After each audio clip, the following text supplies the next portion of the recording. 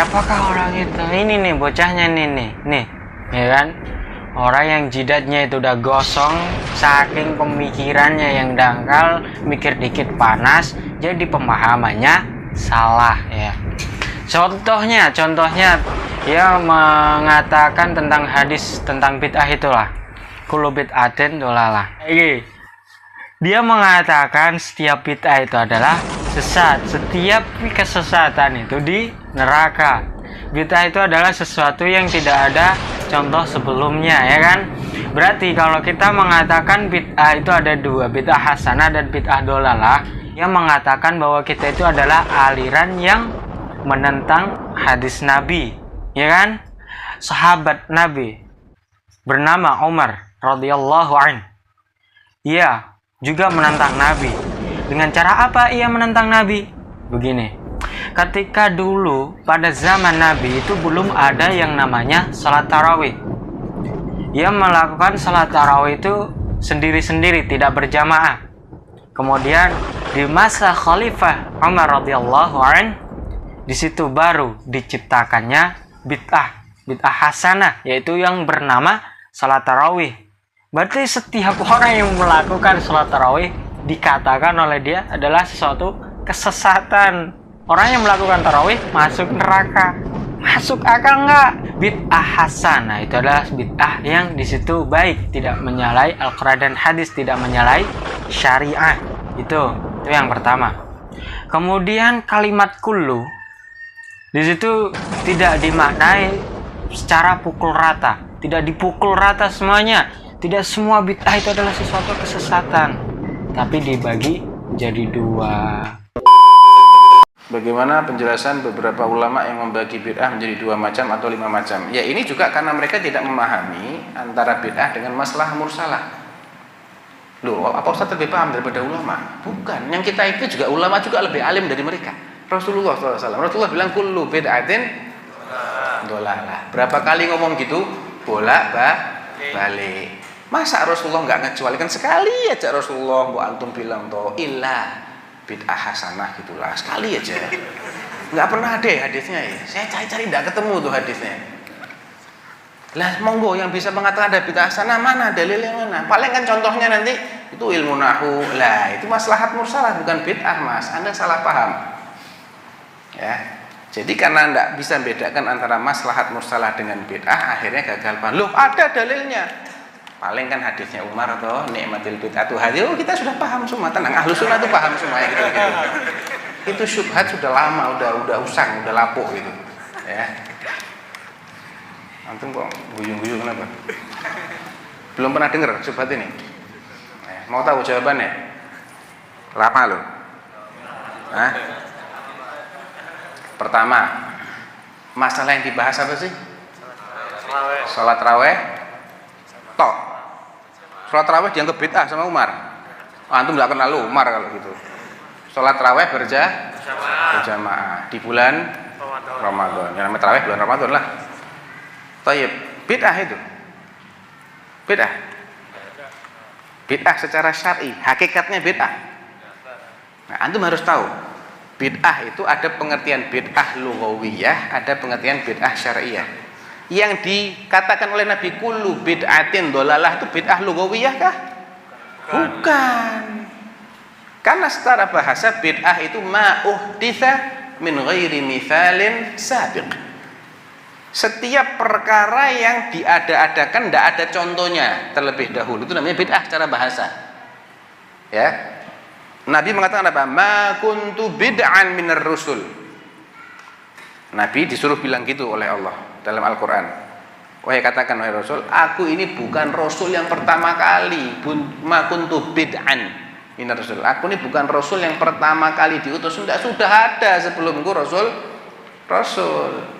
Nah, Allah menamai diri dengan badi'us samawati wal ardh. Allah lah yang pertama kali menciptakan langit-langit dan bumi yang sebelumnya tidak pernah ada. Langit-langit dan bumi adalah bid'ahnya Allah. Maksudnya apa? Kreasinya Allah tanpa pernah ada contoh sebelumnya. Secara bahasa iya. Tapi secara istilah bid'ah itu hanya berkaitan dengan din. tidak ditemukan di masa Nabi. Ya, metode, thoriqah, tata cara fiddin dalam agama mukhtara'ah yang diada-adakan tudhahis syariah. Ini katanya Imam Asy-Syatibi. Yang mirip dengan syariat. Ada kemiripan memang dengan syariat, tapi dia direkayasa dan dia kaitannya dengan din. Yuqsadu bis-suluki 'alaiha al-mubalaghah fit ta'abbud. Maksud dari orang yang merekayasanya ini adalah untuk menambah ibadah. Antum lihat orang yang terjerumus dalam bid'ah itu biasanya mereka ingin melipat gandakan ibadah mereka, ingin menambah ibadah mereka biasanya. Kalau bid'ahnya terkait dengan bid'ah amaliyah, ada juga bid'ah i'tiqadiyah, lain lagi. Ya. Salat tarawih berjamaah pernah nggak dilakukan oleh Nabi? Pernah. Yang nggak ngerti berarti antum nggak ngerti sunnah. Jelas hadisnya Nabi fi sahihain, Nabi salat sampai 3 kali berturut-turut. Malam keempat atau malam keberapa sahabat sudah ngumpul di Masjid Nabawi, Nabi nggak keluar-keluar. Nabi tahu, anak tahu antum ini nunggu-nunggu anak keluar, kepengen sholat malam tuh, anak tahu. Yang menghalangi saya adalah saya takut nanti Allah wajibkan tarawih berjamaah, antum yang berat. Nabi sudah meninggal, ada kekhawatiran tarawih jadi wajib? Ada nggak? Nggak ada. Umar melihat ini kok semrawut ya di Masjid Nabawi, mau ada yang sholat di sana, sholat di sini, semrawut lah, berantakan. Ahsan anak kumpulin deh satu jamaah, diangkatlah Ubay untuk ngimami. Malam berikutnya Umar lewat, wah ini sholat sekarang berjamaah, ni'matil bid'atu hadhihi. Mungkinkah Umar menganggap ini bid'ah dalam din? Tidak mungkin. Umar tuh paham bid'ah itu apa, enggak kayak kita orang. Nggak paham bid'ah. Umar tuh paham bid'ah itu apa, paham. Dia dengar hadits Nabi kullu bid'atin dhalalah. Nggak mungkin orang soleh setakwa Umar sengaja melawan sabda Nabi. Nggak ya Rasulullah, bid'ah yang anak buat lebih zen daripada ente punya. Nggak mungkin Umar ngomong kayak gitu. Ini pasti bukan bid'ah secara istilah, bid'ah secara bahasa, dan itu pun nisbi bagi orang-orang yang tidak pernah sholat jamaah sama Nabi. Itu hal baru memang, paham antum? Bagi tabi'in, semuanya tabi'in tidak ada yang pernah tarawih berjamaah, makanya bagi mereka ini baru ini. Dan Umar tuh ngomong gitu di depannya tabi'in, bukan di depan sahabat-sahabat Nabi. Ni'matil bid'atu hadhihi.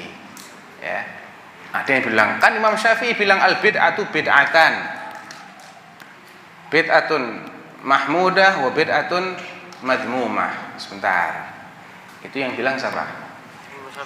Imam Syafi'i. Dalil? Bukan. Nah, itu sudah selesai. Kalaupun itu benar, kalam Imam Syafi'i itu benar, ya, itu bukan dalil kok dalam agama. Dalil itu kitabullah dan sunnah Rasulullah. Kalau ucapannya Umar, ya, kalaupun ucapan Umar mau antum paksa-paksain, Umar itu orang yang Nabi bilang apa? Alaikum bisunnati wa sunnatil khulafa. Dia termasuk khulafa enggak? Ada yang protes ketika Umar membuat tarawih berjamaah? Ada yang protes? Enggak ada. Berarti ijma. Ijma itu dalil syar'i, hujjah. Jadi bukan semata-mata itu kaulnya Umar, enggak. Kaulnya Umar ini Umar bin Khattab, orang yang Nabi menganggap kebijakannya sebagai sunnah. Pegangi sunnahku, dan sunnahnya maksudnya kebijakan yang diajarkan oleh khulafaur rasyidin dan tidak ditentang oleh yang lain. Karena kalau ada yang protes nggak menjadi sunnah yang mengikat kita, ya. Ada khilaf berarti. Tapi begitu dia membuat kebijakan, membuat aturan, dan para sahabat semuanya mengamalkan, nggak ada yang protes, berarti dia ijma.